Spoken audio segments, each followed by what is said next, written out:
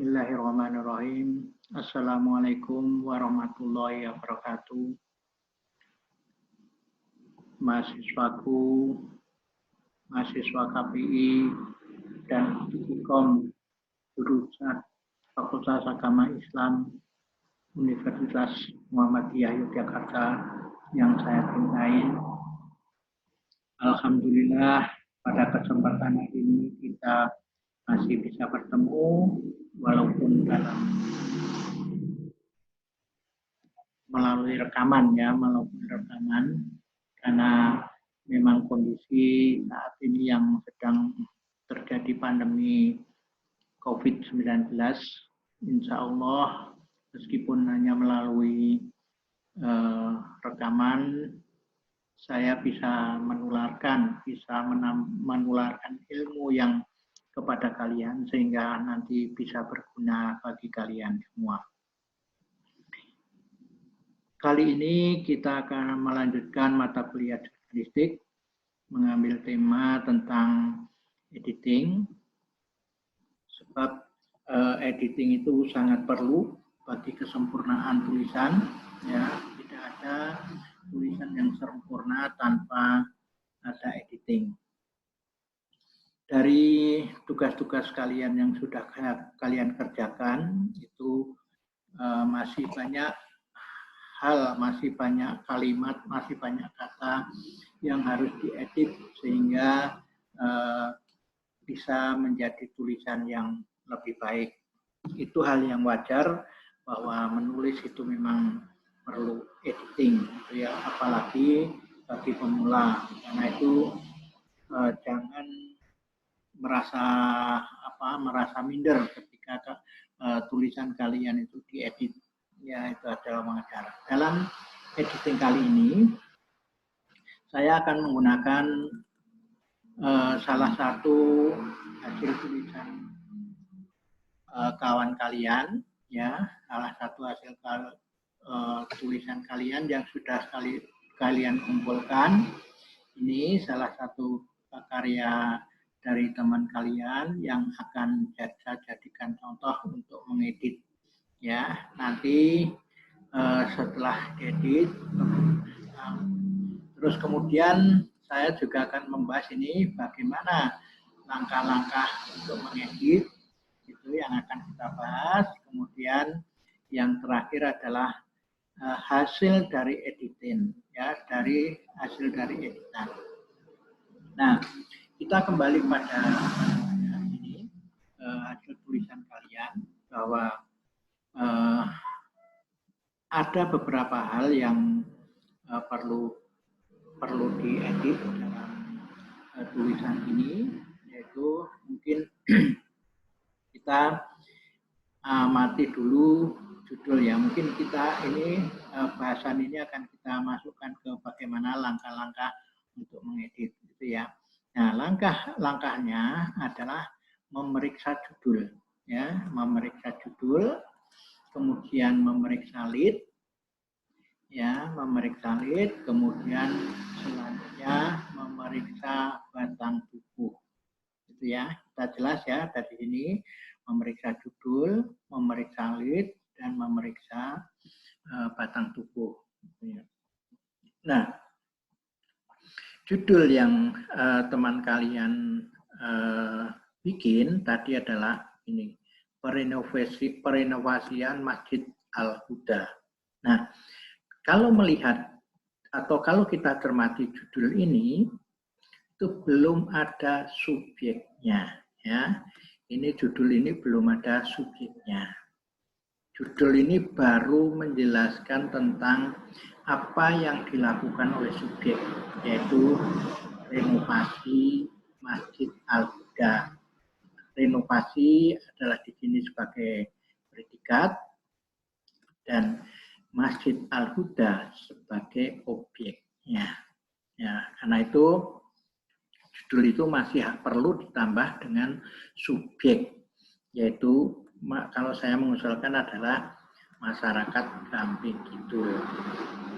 Nah, seperti sudah saya terangkan dalam pertemuan di kelas sebelum pandemi COVID-19, judul itu harus mengandung subjek, ya, harus mengandung subjek, predikat, dan objek atau SPO.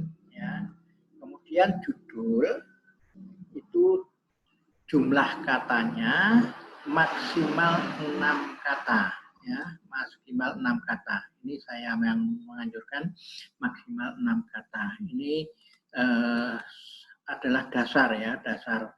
Nanti kalau mau membuat judul dengan dengan berbagai variasi itu terserah di mana tempat kalian nanti bekerja, ya, sesuai dengan kebijakan di mana tempat kalian bekerja. Nah, kalau dari sini itu bahwa ada subjek, predikat, tadi subjeknya saya tambah masyarakat Gamping Kidul, maka akan terjadi atau akan kita buat judulnya menjadi seperti ini.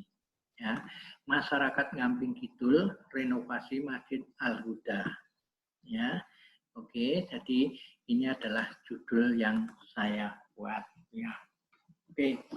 Setelah selesai mengedit judul, kemudian kita beralih ke lead atau teras berita.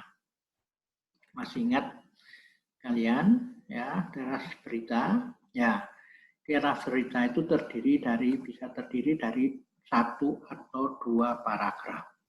Ya, 1 atau 2 paragraf atau alinea.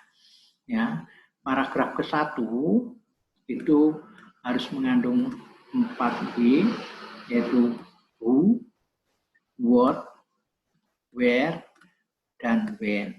Ya, ini unsur dari untuk 4W itu harus termuat dalam paragraf pertama, paragraf atau alinea pertama. Ya. Kemudian paragraf yang kedua itu mengandung why dan how. Sehingga dari 2 paragraf ini akan mengandung 5W 1H. Oke, jelas ya. Nah, ini kemudian lead, ya, kita masuk ke ke berita yang teman kalian buat. Nah, di sini ini sampai di sini itu hanya 1 alinea, ya, 1 alinea hanya terdiri 1 kalimat. Jumlah katanya adalah 73 kata. Karena itu perlu diedit, ya. Kita menganut tadi bahwa satu paragraf itu maksimal 3 kalimat, ya, maksimal kalimat. Yaitu 1 alinea atau 1 paragraf itu 3 kalimat, ya. Sedangkan dalam 1 kalimat itu terdiri maksimal 30 kata. Ya, kalau ini 73 kata mungkin terlalu banyak sehingga harus kita potong-potong menjadi 2 kalimat. Demikian pula yang di paragraf yang kedua. Ya, paragraf yang kedua ini meskipun sudah sudah 2 kalimat, tapi mungkin kalimat-kalimatnya itu belum belum bersambung dengan paragraf di atasnya. Karena itu saya ini mengoreksinya seperti ini, ya, dari 73 kata menjadi seperti ini, ya. Ini menjadi 2 kalimat. 1 paragraf menjadi 2 kalimat. Nah, kalimat pertama itu ada 30 kata. Ya. Kalimat pertama ada 30 kata. Ya. Kemudian berikutnya sampai 30 kata. Nah, kemudian kenapa ini saya kasih warna hijau, warna ungu, dan warna hijau, warna ungu, dan warna biru? Ini adalah warna merah. Itu untuk menjelaskan bahwa ini adalah unsur who, ya, unsur who sekaligus menjadi lead, sehingga berita ini menggunakan lidhu. Ya, lidhu. Kemudian yang warna hijau, warna biru, sorry. Warna biru ini adalah unsur word-nya. Ya, unsur word. Ya, unsur word. Sedangkan warna hijau ini adalah unsur unsur where-nya, ya, where-nya, unsur where-nya. Sedangkan warna ungu ini adalah unsur when-nya, ya. Sedangkan ini yang warna biru itu masih masih warna biru, sehingga masih sama. Ini adalah unsur what, ya, untuk memperjelas apa yang dilaksanakan di kalimat di pertama, kalimat pertama. Oke, sampai di sini masih sudah paham, ya? Saya kira sudah paham. Terus kemudian alinea kedua, ya. Alinea kedua ini saya berikan warna coklat, ya. Ini menunjukkan adalah unsur why-nya, ya, unsur why. Sedangkan yang warna kuning tua ini adalah unsur how. Jadi sehingga dari dalam dari dua alinea dari lead ini sudah termuat unsur 5W1. Oke, saya kira mudah-mudahan ini kalian sudah paham. Nah, kalau sudah paham kita berlanjut ke batang tubuh. Nah, ini batang tubuh dari berita yang teman kalian bikin, ya. Ini batang tubuhnya ini seperti ini, ya. Ini batang tubuhnya ini kalian bisa baca sendiri, ya. Bagaimana ini batang tubuh yang teman kalian bikin. Nah, kemudian ini. Nah, untuk mengedit, ya, untuk mengedit batang tubuh itu kita tinggal mengikuti alur bercerita dari lead di atas dan menuliskan hasil wawancara dengan narasumber. Informasi dari narasumber utama atau yang kita jadikan lead tadi itu diletakkan pada alinea paling atas dan berikutnya. Informasi dari narasumber utama ini itu harus ditulis sampai habis, mungkin bisa menjadi 2, 3, atau 4 alinea. Nah, setelah informasi narasumber utama, kemudian disusul informasi atau menuliskan informasi yang diperoleh dari narasumber kedua. Ditulis hingga habis, mungkin bisa menjadi 2 atau 3 alinea. Nah, kemudian informasi yang berasal dari narasumber ketiga itu juga ditulis habis, bisa 2 atau 3 alinea. Nah, struktur penulisan informasi dari narasumber pertama atau 2, 3, dan selanjutnya itu dimaksudkan agar pembaca itu mudah memahami berita yang kalian tulis. Ya.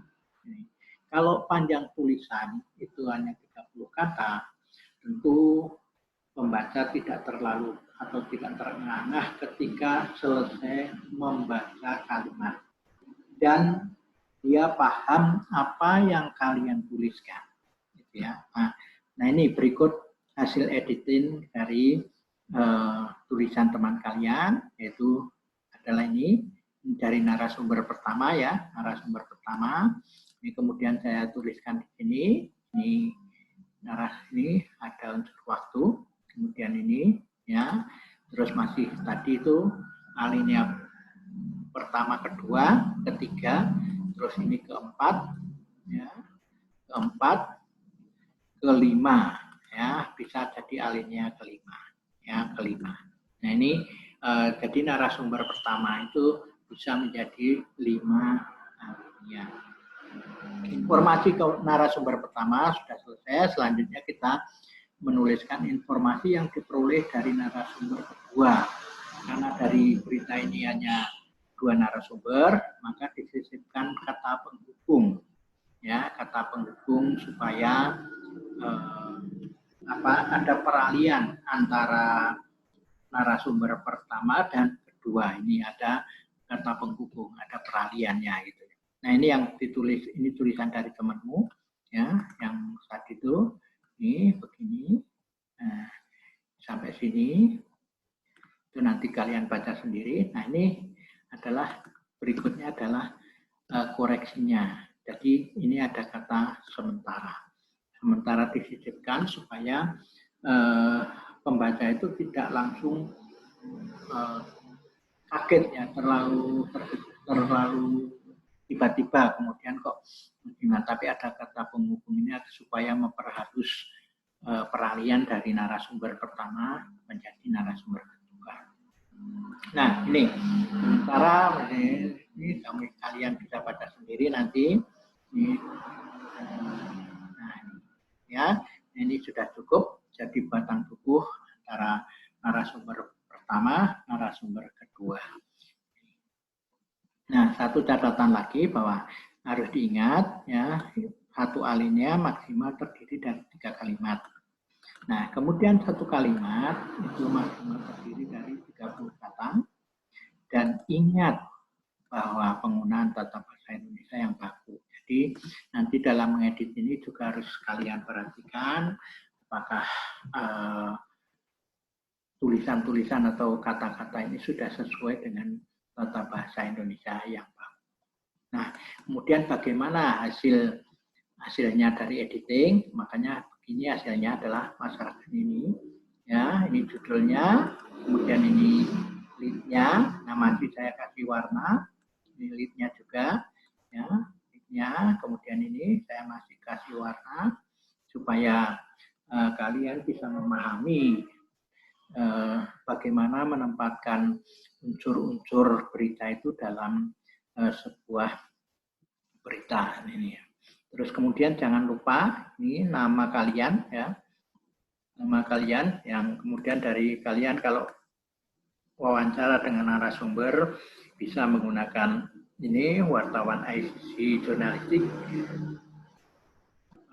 wartawan ICC jurnalistik komunikasi penyiaran KAP Fakultas Agama Islam Universitas Muhammadiyah Yogyakarta. Nah, ini kemudian ini Pamto sampai sini menjadi ini. Terus kemudian ini adalah tadi dari sini adalah statementnya Sukamto. Ya. Kemudian yang kedua tadi adalah ini sampai ke sini adalah statementnya atau informasi yang diperoleh dari Mutrisma. Oke, mungkin itu saja kuliah tentang editing. Mudah-mudahan bisa meningkatkan kemampuan kalian. Saya akhiri, bila taufiq wal hidayah. Wassalamualaikum warahmatullahi wabarakatuh. Alhamdulillah.